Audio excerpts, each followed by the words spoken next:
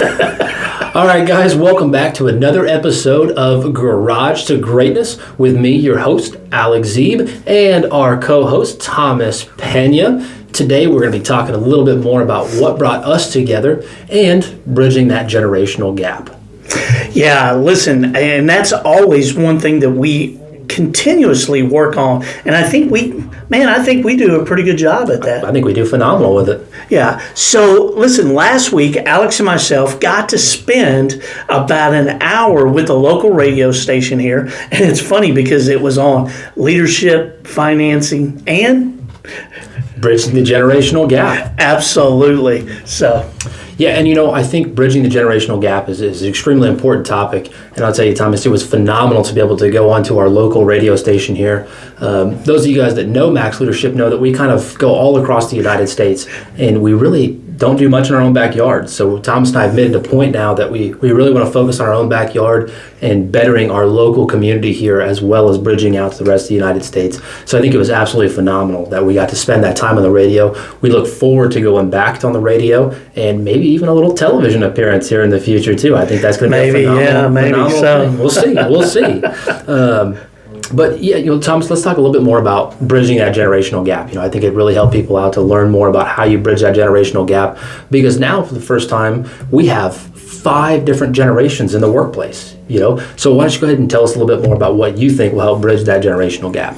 So I'll just tell you that a lot of times, I don't know about you, but you're probably hearing some stereotypical talk in your workplace, in your organization. Things talking about, oh man, them younger kids, man, they're unmotivated. They don't want to work. They don't want to do anything.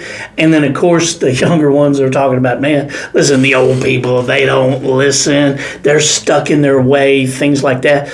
And what we've done is, with the research that we've done with John Maxwell and Simon Sinek and things like that, and just reading and really working it out in our own business relationship, is, I think, the biggest thing for, whether it be for us or for you and your organization, is communication.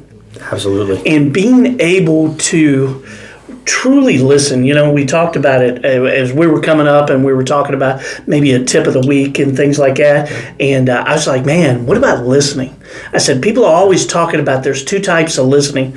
There's listening to respond, which means that you just listen enough to respond to whatever they say, or truly listening to understand. And I think that's one thing that I think we do very well, is we listen to really understand each other and not just respond. And so I would tell you that communication is always the number one key in an organization, in a relationship, in whether it be with your kids, your spouses, your employees, whoever. Communication is always the number one thing. Like I always say too, the most profound lessons in life often come from communication, absolutely. Listening too. It's just it's super important. Nobody ever wants to listen anymore, and that's how we learn, is listening. Absolutely. I really think that the next thing that we have to talk about too is what each generation brings to the table. And so let's take you and I, for example, right? You are the beginning of Gen X, correct?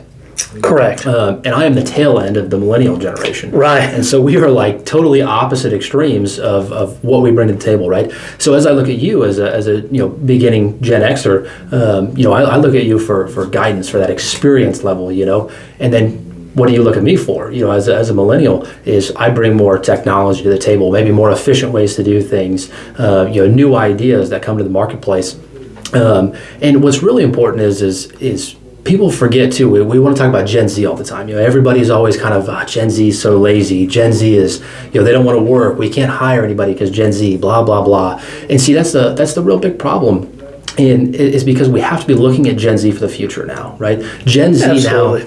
now, they are the future. What Gen Z is doing, that is where the future of it goes. So as a Gen Xer and as a millennial, we're fighting things like artificial intelligence. We don't want artificial intelligence, but guess who does want artificial intelligence? Oh, they're already miles ahead of us on it. Exactly. You know, Absolutely. It's Gen Z, and Gen Z is now deciding where the market goes. So we really have to learn to communicate with Gen Z because they decide the future. You know, if you go back to the silent generation, you know, they're no longer deciding where the future goes, you know, because the baby boomers came in, Gen X came in, and they decided where the future went. And now Gen Z is in the workforce. Absolutely, they are the future. They are the future, and so we have to learn to communicate with them. But we also have to learn to really listen to each other, understand each other as millennials, as Gen Xers, as baby boomers. We really have to learn to communicate with all of ourselves so we can communicate with Gen Z to see where this future is going in business, because they are tomorrow's leaders. Absolutely, and it all starts with sitting down and talking. You know, one of the things that's helped me be successful in business is to be able to sit down and really spend the time and talk and find out what's motivating him. You know, if he has a problem, man, I should be ready to jump in and help out. I should know what motivates him. What is he going for? You know, everybody has a different, they call it languages. You know, is it appreciation? Is it, you know, pep talks? Is it things like that? And we got to know these things. And the only way that we find out that is by listening and talking. Absolutely. I think you're 110% correct on that, Thomas. You know, I mean, and we really have to, as leaders too, in the community, in our businesses, our organizations, we really have to understand these differences in each different generation. You know, whereas you might take somebody from one generation where they might want to work a 5-day work week, 10, 12-hour work days, and then you take a Gen Zer who might want to work 4 days a week and 10-hour days. Right. And they might be able to accomplish the same amount of work. You know, matter of fact, the Gen Zer might be able to accomplish more. Even than more, yeah, absolutely. But we would never know. Exactly, because Absolutely. we have to look past simple things, you know, like how much time someone's here for. You know, we have to start looking at things like productivity and really kind of communicating with those people to see exactly what they're getting done and what they're bringing to that table. You know, and I tell you, Gen Z is definitely the most different generation we've seen in a long time. And I'm gonna throw a little fun fact at you, right? So in 2023, 15% of Gen Zers brought a parent to their first job interview. Oh, yeah. You know, and you and I look at that, we go, that's just crazy. You know, I'd be embarrassed to bring one of my parents to a job. I don't think that's exactly what we would have said. Something, we probably wouldn't have used the word crazy. But, you know, we have to understand that that's the new normal, you know. Yeah. And it is what it is. You know, parents are maybe more a little involved in their kids' lives. You know, maybe kids are staying, they're not getting as mature as fast, and that's okay, you know, because they're bringing other things to the table, you know. And as leaders, we really have to start humbling ourselves and remind ourselves that just because someone maybe brings a parent to their first job interview, that doesn't mean they're going to be not productive, you know. And that the parents could be sitting in the meeting, the company meeting that we have every once a month. And, you know, I think it boils down to us being humble. You know, we really have to sit down, humble ourselves, because there is plenty of Gen Zers entering the workforce. Yeah, there is no problem hiring Gen Zers into the workforce. The problem is us.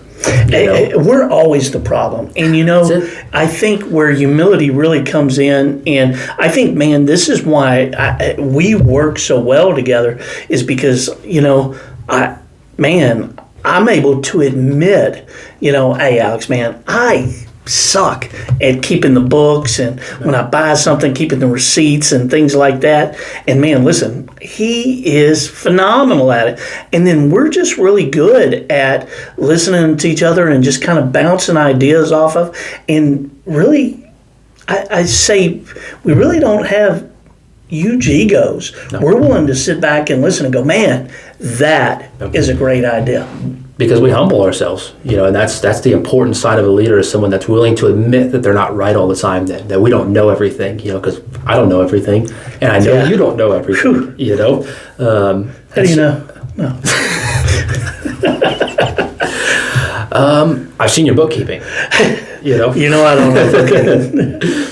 but yeah, I think those are all phenomenal little tips on bridging that generational gap. You know, and I think as we go along in the future, we're going to dive a little bit more into bridging that generational gap. But that's a good little lesson. Absolutely. On really trying to humble yourself as a leader to to help bridge that generational gap.